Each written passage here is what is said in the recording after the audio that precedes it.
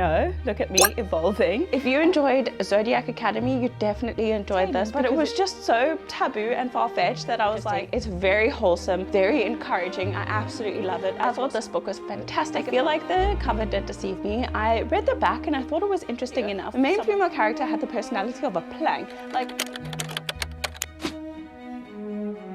it's that time again, our bi-monthly wrap-up. For the month of January and February, we actually read 25 books. It sounds a lot. It was because I did that manhwa video, so it was 10 different manhwas that I logged as individual books. In today's video, I am just going to count that as one, but it is 25 books, which is the most I've ever read. I think before that it was 16. It wasn't all great, I'm not gonna lie. My average rating for the 2 months was 3.4 out of 5. Not bad, not great either. The number of pages we read was 8,028. The genres were, sorry, I have to read this off, I can't memorize it. 2 fantasy, 5 mystery thrillers, 1 dark academia, 10 manhwa, obviously it was the same series, 1 general fiction, 5 romance, I know, look at me evolving, and 1 dystopia. I can't ever remember what I call this, but the medium of books I guess I read, and I like to add DNFs in this. So I DNF'd 2 books, both in January. I have 1 audiobook, 3 Kindle Unlimited books, and 20 physical books, 3 of them being library books. So those are all the stats. Now we can get into the nitty-gritty. Hopefully this isn't an indication of how this video is going to go because I just spoke so much. Starting off with January, the first book we read and DNF'd was A Traitor Sister by Daliator. This was a continuation, or the second book after A Cursed Son. I started that in 2025, end of 2025, and I continued it or tried to finish it off on my Kindle doing this video. I thought I would grab this because the first book ended on such an intense cliffhanger that I really wanted to know what happened in the next book. But it kind of went at the same pace as the first book, which I didn't like about the first book. It follows a bunch of characters, and we had the cursed son, who was the disgraced prince, and then we had Astra, our main female character, who was another type of breed who had magic, and she was frowned upon and they were slaughtered, and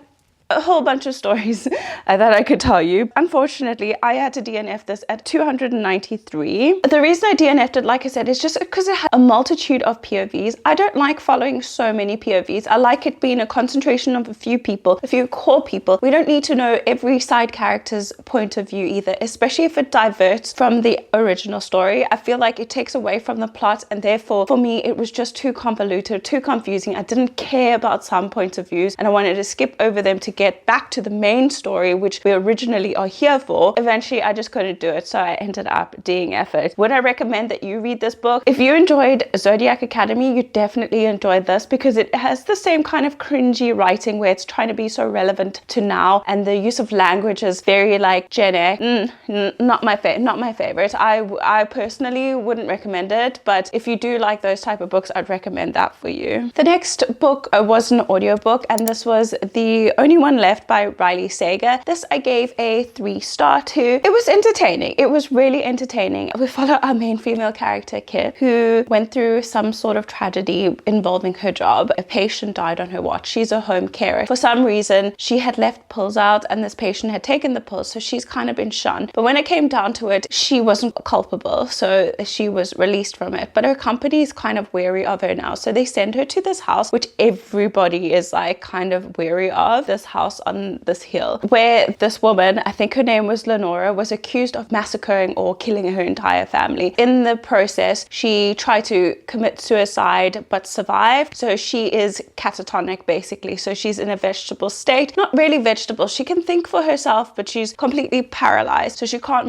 really move her hands or anything like that. The house is very creepy because obviously something really traumatic happened there. The staff are all very, very secretive. Kit doesn't want to be here, but she definitely doesn't want to be living with her dad again, and she just wants to, you know, move on with her life. And this is an opportunity to, 1, move out of her house, and 2, start earning money again and kind of moving past this. As things start to unfold, she discovers that everything isn't as it seems. It was creepy and it was entertaining, but I felt like there should have been more. Like I felt like I guessed the plot twist about halfway through. Some of the details that were given were like a cop-out, and it was like so obvious. I felt like I wanted a little bit more from it. This I think was my first Riley Sager. Not the best one, and I think a lot of people did agree with it as well. A lot of people didn't love this book. Next, I read The Baby Shower by S.E. Linz. This was a random book I picked up after seeing it on Amazon. It was during the sale. I was very excited for it because I do think like more indie published thrillers are sometimes better than the mass-produced one, because the mass-produced ones are kind of very similar. They follow like the same template. It follows our main female character, Jane. She has struggled her whole life. She doesn't have the best relationship with her mom. She's never really had many girlfriends. She eventually meets her husband, and you know, they have this whirlwind romance, get married, move into a house together. She ends up opening her own business, and you know what? It's time for baby makes 3. And unfortunately, she finds out that she cannot conceive. Meanwhile, someone's actually been watching her and stalking her, planning to wreck her life. Her best friend brings this person into the group. Her name is Lexi. Lexi is basically implanted into this group and just keeps stealing all the attention. She makes up stories, and Jane is onto her, but no one believes her, or at least her best friend Sophie doesn't believe her. When things start happening and going down, Sophie is like, you know what? I don't want to be your friend anymore. You're paranoid, you're crazy, and you're jealous of me because I am pregnant and you can't get pregnant, which is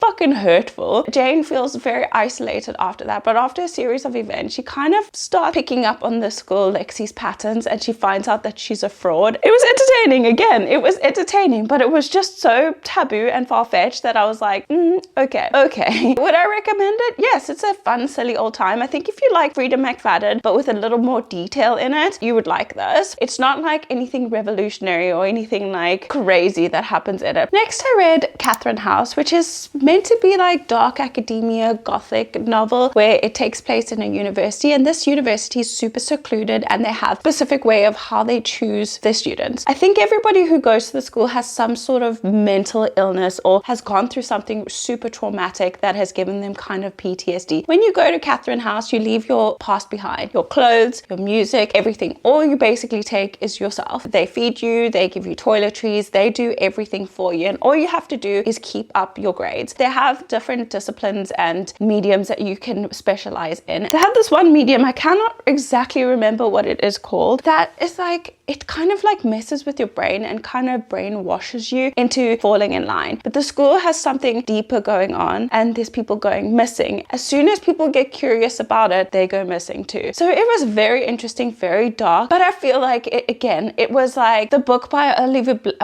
I can't even say her name, Olivia Blake, that I read with the bees. What was that? Alone with You in the Ether. It was kind of like that, where I felt like the book was plotless. It was just kind of a character study, even though you didn't really get to know the characters that well, because they weren't allowed to bring up their past or talk about their past, think about their past, and each of them have something really bad that's happened to them. Every time they think about it, they're like, oh, we're not allowed to think about this, we're not allowed to talk about this. Then it's just over. Nothing really gets dealt with. It was just a plotless book. 3 stars because I thought it was really interesting. The way it was written was really interesting, but it was entertaining and it was easy to read. Then I read all 10 of the manhwas, which was Solo Leveling. I only read 10 volumes because that's all my husband has. He is slowly collecting all of them. Manhwas are so expensive compared to mangas. So I did watch the series before I decided to read the books because I was curious about how the first season ended of the actual anime, and that I just wanted to continue the books, and my husband's been begging me for years to read it. So I decided to pick it up and make a video out of it, and it was really fun. However, I feel like I picked it up at the wrong time. I was recovering from burnout. It was just after the December period, and you know, Vlogmas happened and everything, and I felt like I was just really tired during that time. I picked it up during like the evening times, and then it would take me like 3 hours to finish it, and I'm like, oh my gosh, like it's taken me so long to read, and it's just a bunch of pictures and speech bubbles. That didn't influence my rating. I gave the entire series, or every single book I read, a 4-star. Nothing about that, because it never it didn't make me feel like the anime did, which it wouldn't, obviously, because I'm just like making things up in my head, I guess, and it's not like giving any of the characters any character. It follows Sung Junwoo. It's either Junwoo Sung or Sung Junwoo, depending where you look it up. They live in a society where these portals started opening up all over the world, and they call them gates. They lead to this other world where there's monsters and stuff that they have to go hunting. So they call them hunters. Every hunter is categorized in a group, so A, B, C, D, E, F, and you know, I think E is the highest or the lowest. E is like the worst of the worst, and then they have S ranks and whatever. He starts off as the lowest. He's clumsy. He always gets hurt. Like he's always in hospital after one of these incident happened. But his mom's in hospital in a coma. She got something called the endless sleep. She hasn't woken up from it. He's having to pay for her medical bills, and he has a sister in high school who wants to go to med school, so helping pay for her schooling as well. He's working really hard in these E ranks, just, you know, carrying bags and digging out things that they need. But after entering one dungeon that doesn't feel right to everyone, something goes wrong. He kind of is targeted. He's one of the only survivors. I think 3 people survived it. The only one out of that. He basically gets reprogrammed, wakes up, and he has like this video game board in his mind, and he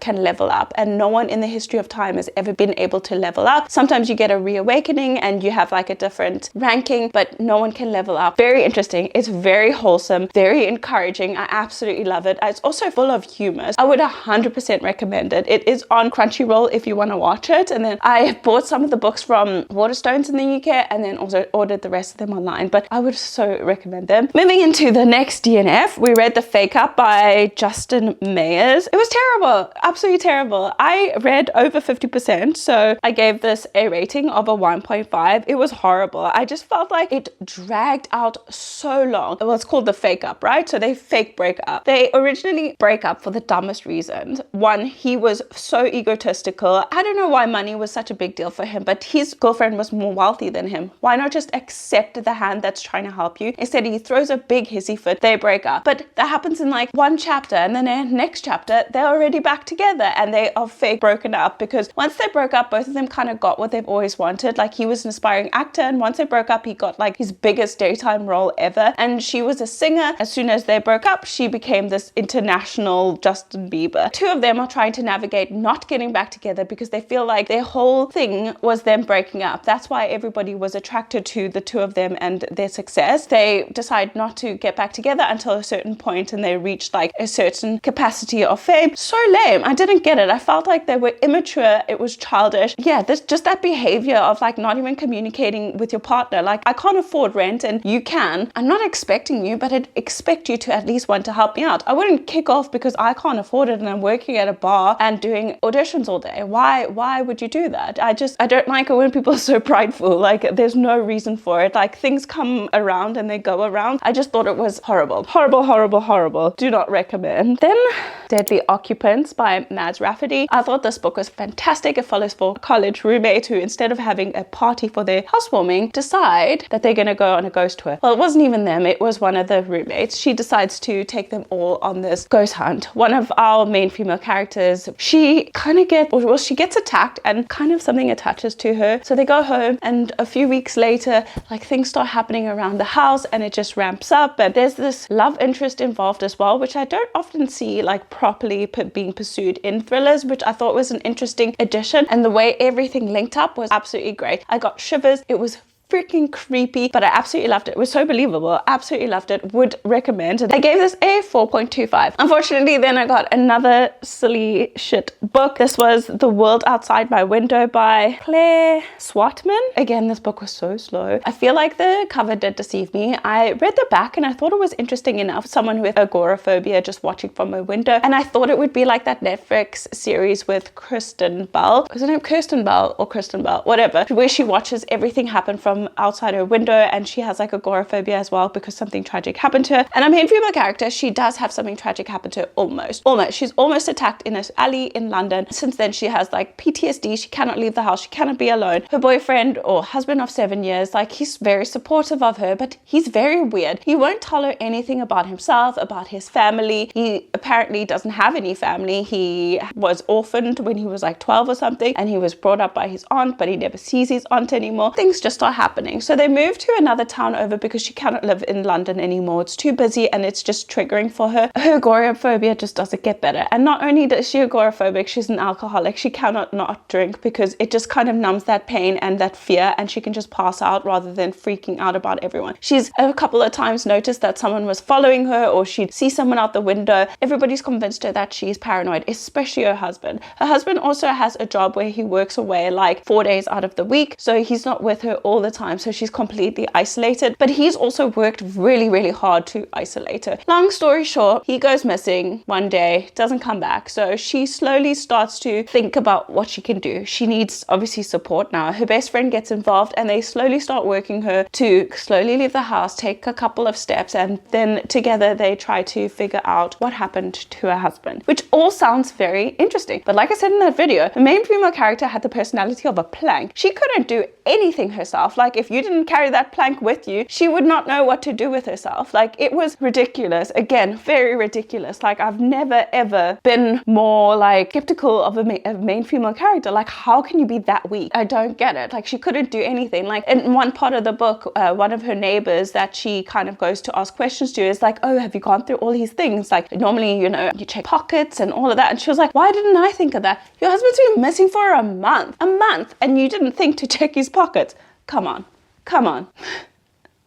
I gave it 1.75 because it wasn't unreadable, but it was just ridiculous. Moving on, these are all physical books, luckily now, but the rest of the books are all in the UK. I wasn't going to mention it, but that's why it's popped up on the screen. I'm not holding the physical book. I couldn't bring books that I'd read back with me because I had so many unread books I wanted to bring with me, and my suitcase weighed a ton. First book I have physically here, recently read, is Pretend You're Mine by Lucy Score. This was a small town romance, and I read it for Valentine's Day. I liked it. I really liked it. I gave it a 3.5 star. I do like Lucy Score, but her books are so thick, and sometimes I feel like she adds in chapters just to make it long or longer, and it feels like filler chapters. Like, I didn't feel like we needed to know about the main female character watering the garden and feeding the dogs and taking the dogs for a walk. Like, I don't care about that. That's normal mundane stuff. Sometimes in like a fantasy novel, that's fun to see how they live their lives and what they eat, but in a normal everyday book, I don't need to know that. We follow Luke and Harper. Harper is a little bit of a scatterbrain. She was in a relationship with a guy who was actually her boss. She came home one day and he was banging the messenger in their bedroom. So she decides to obviously leave. She grabs her keys and that's it. She's going to one of her college best friends and she's just driving 4 hours in the freaking wrong direction until she looks down, realizes that she's got no more fuel left in her car and she didn't bring her wallet. Who gets in the car without their wallet or their driver's license? That is so weird. She ends up in this town called Benevolence, gets out of her car. She's like, okay, she's gonna ask someone for help or ask someone to at least use their phone so she can get in contact with her friend. She sees that there's a little domestic going on outside. She ends up stepping in, jumps on the guy's back. Anyway, he throws her off and then actually punches her in the face so she is knocked out. Then she opens her eyes and Luke is there. Luke is like this town hero. He's an eligible bachelor and all these things. But anyway, the two of them get talking. She tells the barmaid all these things that happened to her. She ends up spending the night at Luke's. Luke gone through something traumatic. We don't exactly know what it is, but he's gone through something traumatic and he's like the sad boy. But they end up sleeping in the same bed. It's awkward, obviously, but he's only got one bed in his house and the couch is all lumpy and gross and she doesn't want to sleep there. Push comes to shove, they get to talking and his family is just pressuring him to get in a relationship. His mom's setting him up with Tom, Dick, Harry, second cousin removed. She just wants him to be happy and be with someone. So the two of them decide to fake date and it kind of goes on from there. He is in the army. He is the captain of his platoon or whatever. She's just floating around. So he decides to give her a job at his construction company she owns when he's not in deployment. The two of them kind of work something out and it goes from there. Very fun, very cute, but like I said, if it wasn't for all those filler chapters, I probably would have given this like at least a 4 or 4.5 star even, because I really did like the two characters. I thought it was reasonable. The reason why they went through what they went through, even the third act breakup, was reasonable because he went through something that was really like real, and I feel like any person who had gone through that would feel the same. So it was realistic to me. But 3.5, very good, would recommend. Next, Soul Searching by Lila Sage. This one again was so disappointing for me. It's my first book by her and I think my last as well. She did write the Rebel Blue Ranch series, but that's not really my style. I thought this being a paranormal romance or described as a paranormal romance would be up my alley because like Layla by Colleen Hoover, absolutely ate that shit up, absolutely loved it. I love a paranormal romance, but this was a romance with paranormal things happening or some paranormal things happening. Collins Cartwright, who is the main female character, and Brady Cooper, who is the male main character. Carter is from the town of Sweetwater Peak. That's mentioned multiple times in the books as well, which kind of put me off as well. But she's kind of a mess at the moment. She lost her job, is kind of losing touch with who she is, and she's just in a really nasty place. So she decides to go home and help her parents out and her twin sister as well, because they live in this small town. They own an antique shop and a couple of other buildings. Developer has come in and is trying to buy the properties, and their parents are not very educated on that. So she kind of goes and is intending to help her family. She doesn't feel like she really fits in with her family, so she decides not to stay with them, and her sister helps her and gets her a place to stay and a job with Brady. And Brady is new in town. He's been there for like a year. He is the town upholsterer. Decides to give her a job because he does have an extra room anyway, and he needs someone to help him do admin. So the two of them move in together. Herself and her sister, they can speak and see ghosts. That's the part of her that she's kind of losing. She kind of lost touch with that side of her, and she's now not able to hear them anymore, and it's really bothering her because it's a core part of who she is. So she's basically just trying to rediscover herself, rediscover her family, rediscover where she came from. So that's more what it's about, like self-discovery more than it is the paranormal or the romance, to be honest with you. Not my cup of tea, so 2.75. Next, I read Flawless by Elsie Silver. I really like this. I didn't think I would. I've put this off for so long. We have our bull rider, Rhett, and then we have Summer, who's our main female character. Rhett is like kind of like this playboy, bad boy bull rider. He fucked up a sponsorship by punching one of the cameramen on camera for saying something to him, and he doesn't even like milk or something like that, and it was like a Dairy Queen sponsor. He's now put in the shit, and he's also reaching the end of his career. Summer works for her dad's firm where they represent sports people. So her dad gets her in to babysit him for the foreseeable future until he can finish this season. Rhett hates this, absolutely hates it. He feels like he doesn't need a babysitter, but clearly he does because he doesn't know how to behave. Summer just comes in there and she's like all sunshine and roses, and she's really just there to make an impression, especially on her dad. And Rhett is one of their like top performing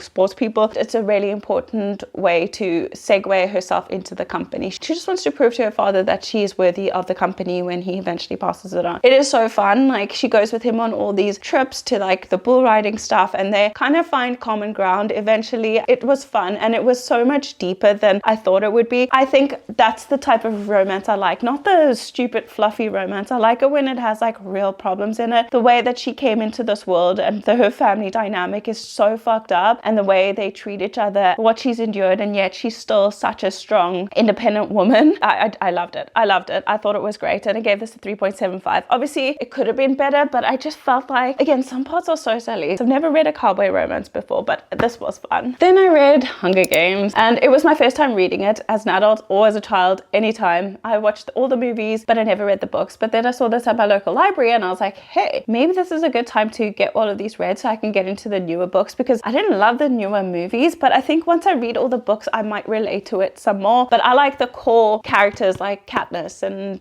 Peter and all of that in the first 3 books. So definitely gonna make my way through this. I gave this a 4.5 star, really loved it. Unfortunately, it's not a 5 for me because I feel like this way the sentences were structured was very short and to the point, and like there was no like real run on sentences, you know. It was like one sentence full stop, one sentence full stop. It's very, very short and like concise, which I didn't love, and I feel like it kind of removed me from the story. But Katniss Everdeen, we all know about this, the districts, Panem, we all know the story of this, hopefully we do, but it was my first time reading it, and I thought it was very fun and very entertaining. Then we read Daisy Darker by Alice Feeney. I like Alice Feeney, I really do like her. I enjoy her books so much. However, now that I've read a few of her books, I have kind of established a pattern of how her books are structured. I'm not sure if I will read much more from her, but we'll see, because I still have a few of her backlist to get through, so we'll see. If it carries on like that, I feel like the ratings will slowly go down, but Beautiful Ugly is still my absolute favorite from her. Anyway, Daisy Darker follows Daisy Darker, kind of what she went through her life and her family dynamics. Like, she has 3 sisters, a mom, a dad, and her gran, and she's closest with her gran. Her gran lives on like this isolated little island called, well, I don't know what the island is called, but the house is called Sea Glass, and every day at a certain time the tide comes up and you cannot leave the estate, but as the tide goes out you can leave. They all return back here, and they haven't been together for a long time for her gran's 80th birthday. Her gran went to a palm reader and was told that she'd die when she turned 80. This is her grand's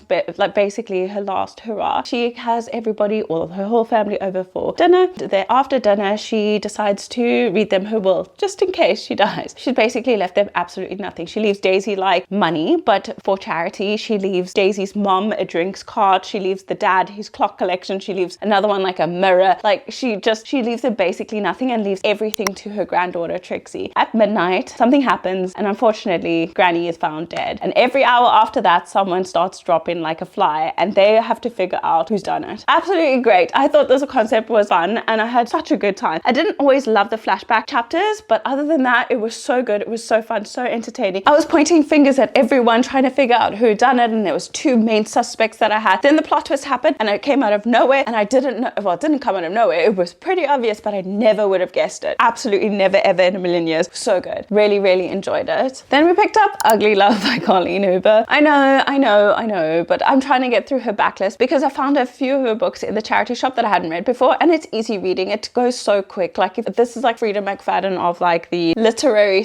/ romance world. It's so easy to read, so quick. Like, I just fly through her books. Anyway, this follows our main female character Tate and our main male character Miles. Tate going to nursing school. Well, she's already a nurse, but she's doing her master's in nursing, and she doesn't want to have to pay school fees and work and own her place at the moment, so she decides to move in with her brother, who is a pilot. Across the way from her pilot brother is his pilot friend Miles. The 2 of them have a weird meeting. Like, he's passed out drunk in front of their door when she comes home one night, and she calls her brother and is like, what the hell? And he's like trying to sort it out, and it ends up being this Miles guy who's actually his friend, so she helps him out. And the 2 of them just don't really like each other because of what happened. It's like a very weird situation, but anyway, the 2 of them get to know each other, and one thing leads to another. But Miles has gone through something super traumatic in his younger years, and he is not ready for love. He doesn't think he'll ever be ready for love, but he definitely has needs as a male. So the 2 of them spark up a friends with benefits type of thing. I thought it was fun, but at the end, obviously, feelings get caught, and he kind of goes and gets closure for what happened in his life, which was super traumatic. I can't even freaking imagine. So real, so heavy, but it made me cry. I think I cried for like a couple of chapters, especially after the 3rd act breakup. I was bawling. It was realistic and it hurt my heart, but it was still a good time. Like, especially their friends with benefit stuff, and someone always catches feeling. It's very obvious, and I know a lot of people didn't like that about the book because there's no real attachment in the beginning, but that's real life. Come on, it happens all the time. 3.5 stars. I don't know if I'd say I recommend it, but it's an easy read if you were looking for one. Lastly, everybody was telling me to pick this up because it's their favorite Alice Feeney Rock Paper Scissors. For me,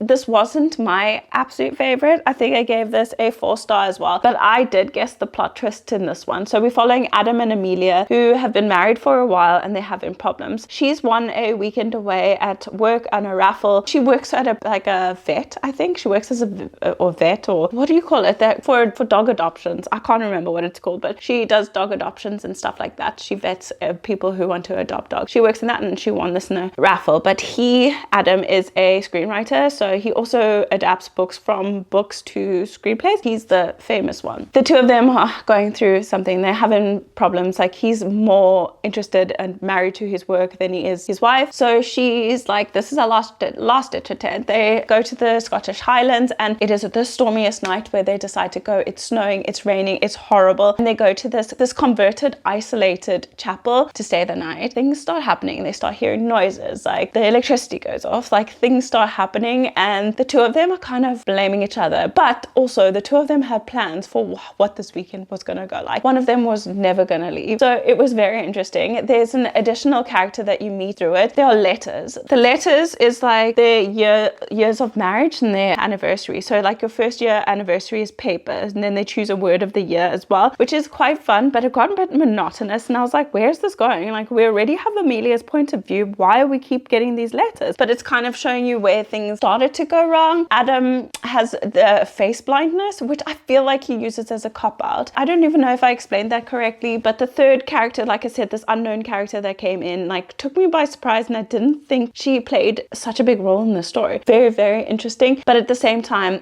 I wanted a little bit more personally, so this wasn't my favorite. Beautiful Ugly still is my favorite, but I gave this a 4-star as well, and I had a good time with this. That's an entire half an hour, probably, of all the books that I read in January and February, but please do let me know down below if you'd prefer it if I split it in every single month. If you prefer me doing January at the end of January, January or February at the end of February, and then maybe next month in March we can just do all the roundup of March. This has worked for me, so I can have more reading vlogs rather than 3 reading vlogs and then a wrap up. I don't know. Let me know what you guys think. I would really appreciate the feedback. But I think I had a successful 2 months of reading, but I didn't have the best quality time of reading. Already March is going to be better. I think I've just chosen better books, I want to say. I also am reading a whole bunch of backlist books where I didn't have access or I didn't know about these books before this reading journey. So I think I'm just also still discovering my reading taste. I know it better than I did before, but I'm still discovering it. Even with fantasy, I love fantasy, but there's a certain type of fantasy I don't enjoy, like Our Violent Delight or Our Violent Ends. Like, that was really horrible. Hated that. I didn't really love the Caraval series, so like slowly I'm starting to pick it up, but these are popular books that I kind of just wanted to get an opinion on as well. That is everything, guys. I hope you guys had a good time. Please let me know what you think, what books you read. I know my subscriber Kim read some amazing books last month, I want to say. Let me know what you guys read and how many books you got through in February. What were your favorites? Please recommend some 5 stars. I need to do a book shopping video soon. Oh, not book shopping, maybe a book haul very soon. I did see that my local bookstore had a book sale on, and I'd love to go check it out. I like YA fantasy as well. So any recs that you have, please pop them down below, and I will see you all in my next one. Bye, guys.